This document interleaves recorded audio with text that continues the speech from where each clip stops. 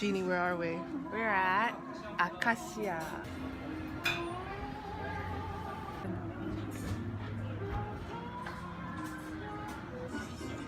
Cheers. Cheers. Shot of food. Yum.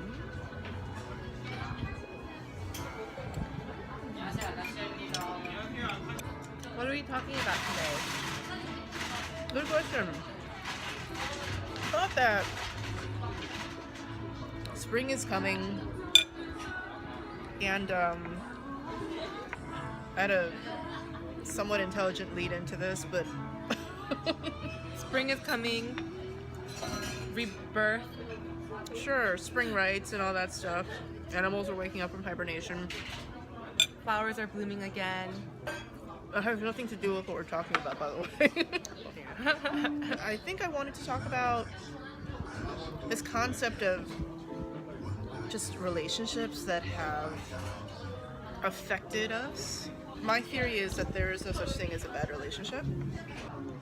So I'm curious to know, like, maybe we can do a couple videos about just relationships that have meant more than just, you know, like some dude that you see for a couple of weeks and then it's over.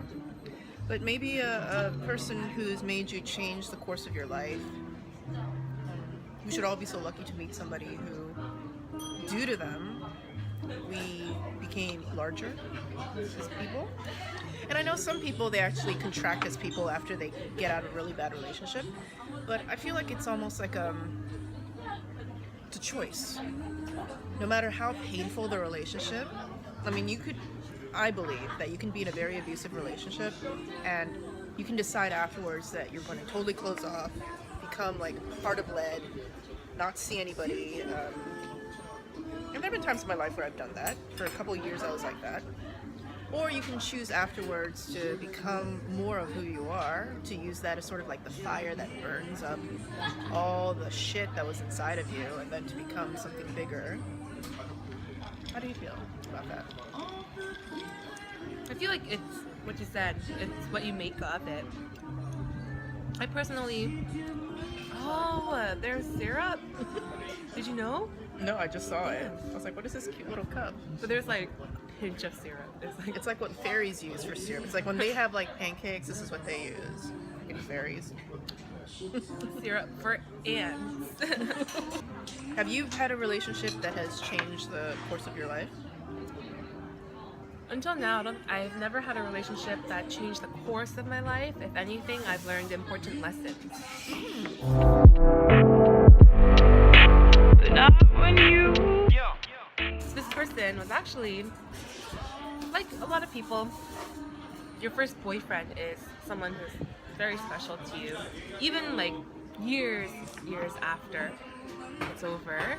But yeah, that person who really just instilled a lesson that I still continue to keep till this day. How did you meet him? Well, when I moved to Virginia, a friend introduced me to another friend, and he was one of his roommates. Okay. Yeah. Friend of a friend. So, a friend of a friend. Friend of a friend of a friend. Okay.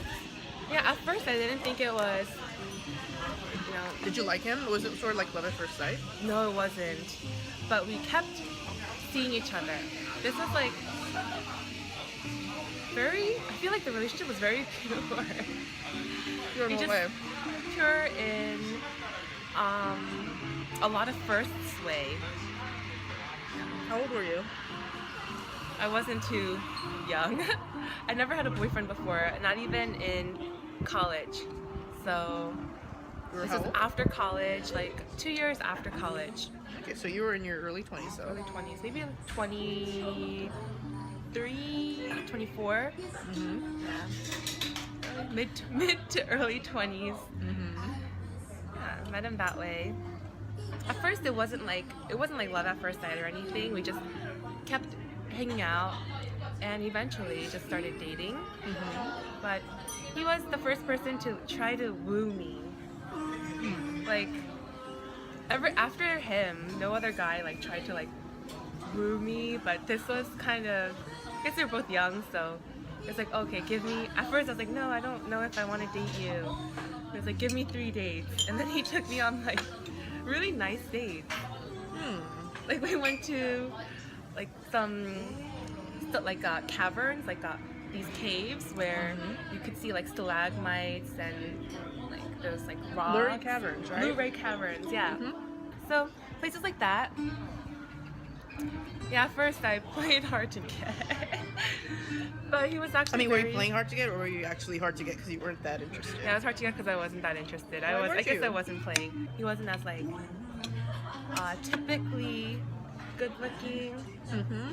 But with him, I learned to, I guess, give people the benefit of the doubt. Like, I learned that something that I value in men is humor. So after that, like, the guys that I dated, they weren't like, you know, they weren't like the best looking of the bunch, but they were pretty humorous. Yeah. So how did it end? It ended because he moved away. We were in Virginia, he moved to California. And, you know, I don't think I was. I didn't think I would be, but I was.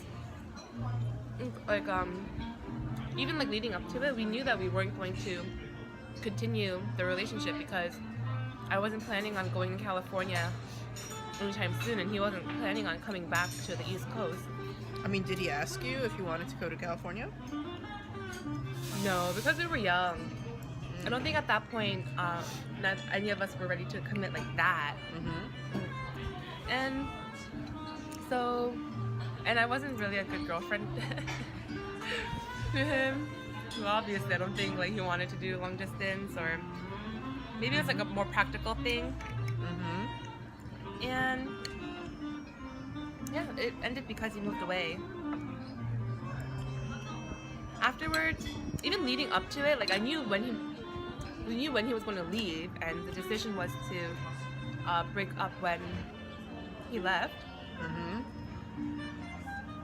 And even leading up, like the weeks and days leading up to that date, I wasn't really like that sad. I was like, yeah, life goes on, I'll be okay. But like the day he left, I was like crying. I remember when I wanted to take him to the airport, but he was like, no, I don't think. I think he was worried that I might like cry on the way back and like crash my car or something. So he had his friend drive. So it was the 3 of us. And, you know, we said bye, and on the way back, I gave him like a letter. And on the way, a handwritten letter. And then on the way back, yeah, that's what I was like, you know, sobbing, and his friend must have felt so awkward. And he sent a text message like, oh, thank you for the letter, like text, but he sent it to his friend. It was like, oh, yeah. Maybe he had deleted your number from his phone. Oh no, he didn't. I'm pretty sure he didn't. But he sent it to his friend. He was like, oh no, I'm sorry. And then he's like, that's awkward. And then he sent it to me. Yeah, so. Yeah, that was the end. It was very calm. But yeah, afterward, I was that girl, like crying all the time when I was alone. And I just like. Did you text him a lot? Afterward, we try to keep in touch. Like sometimes we'd call each other and he'd give me updates on his life. But yeah, I mean, how long can that last? Yeah, that's true. I think like even after 4 years, we still kept in touch somewhat. Like, you know, how are you doing? Stuff like that. But yeah, the lesson I learned was I can be attracted to people not for their looks, but like for who they are. That's important. I also learned that if somebody really likes you, then they will not like try to woo you, but they'll help you become a better person.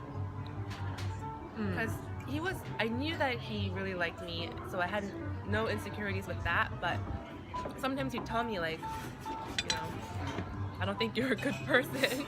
Really? Like it's something he'd like, not like, I don't think that's what a good person would do. Like he'd call me out on things. Like So, what?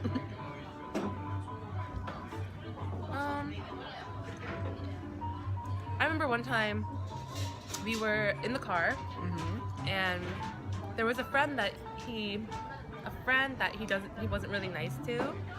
But I was like, hey, you should just be nice to him. Like, you know, what if, you know, for like networking purposes. You know, that's not like a right reason to befriend someone, but like, you know, for purposes just in case, like later on, would be a good person to know. I guess that means like, you know, you're befriending someone for ulterior motives, not because like you actually want to befriend that person. It's like, I don't think that's what a good person would do. And I was like, oh shit, that's right. I mean, have you taken the lessons to heart? So even till now, I give people the benefit of the doubt. That's true. Jeannie always gives benefit of the doubt.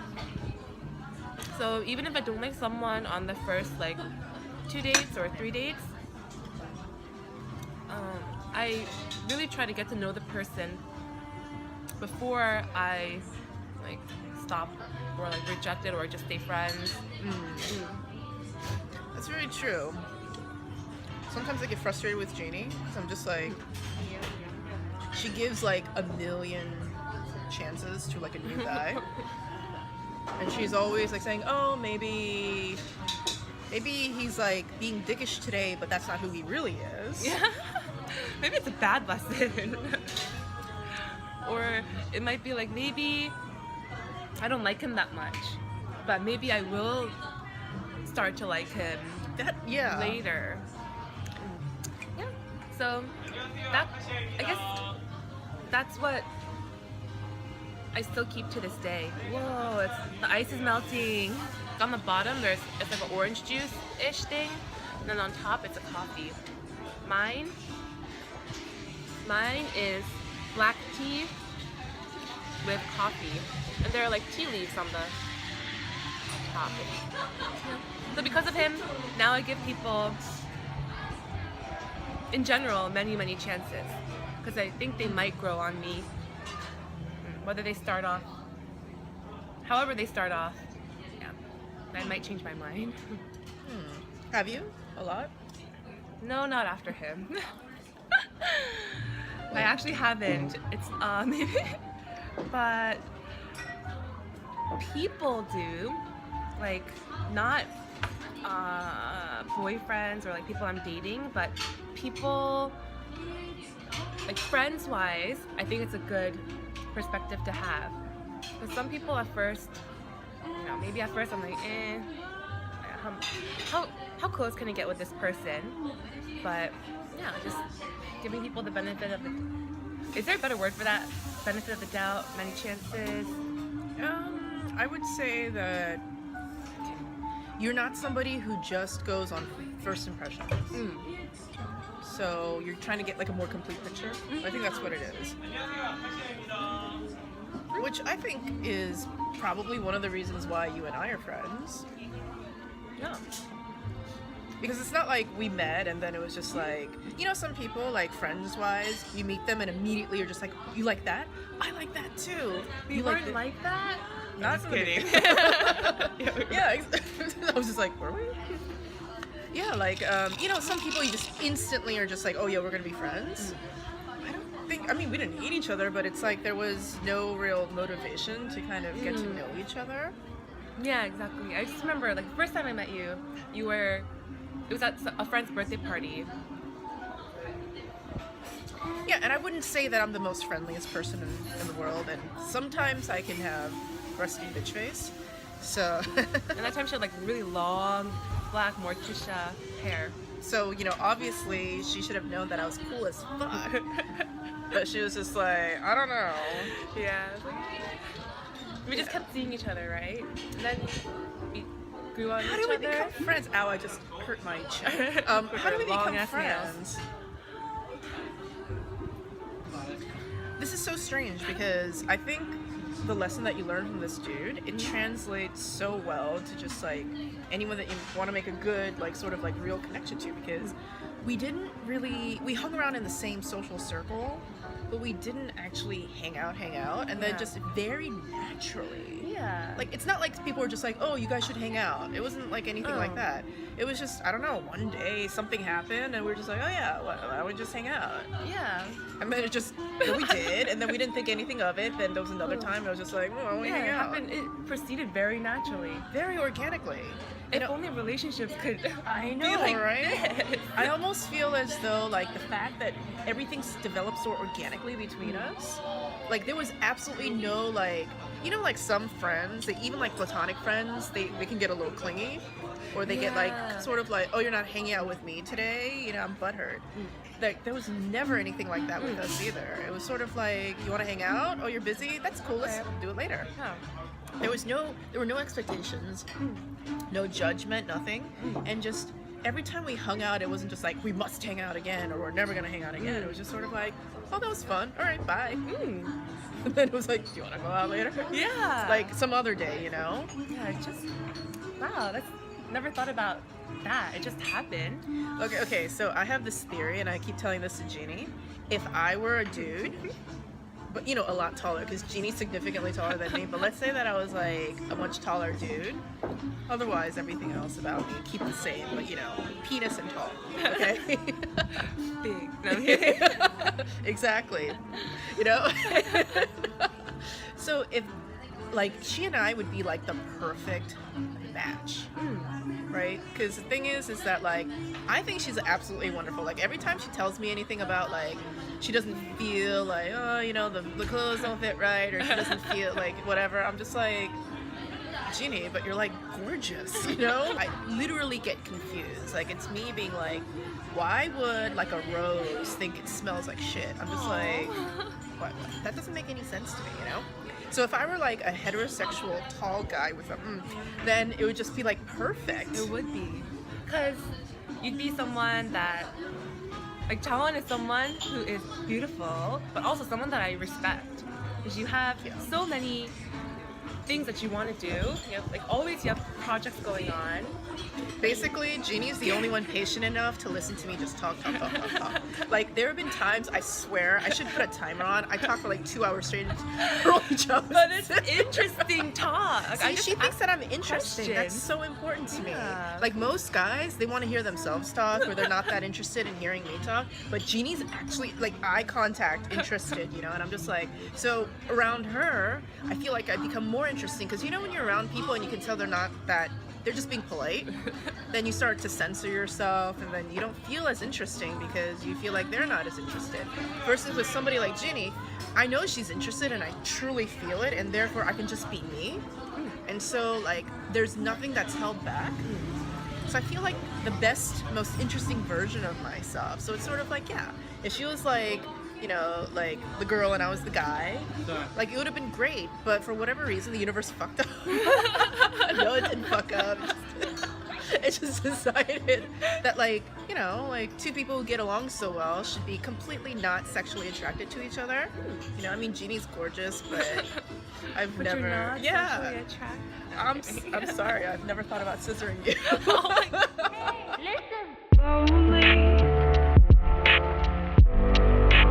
Not when you hold me, but not when you, not when you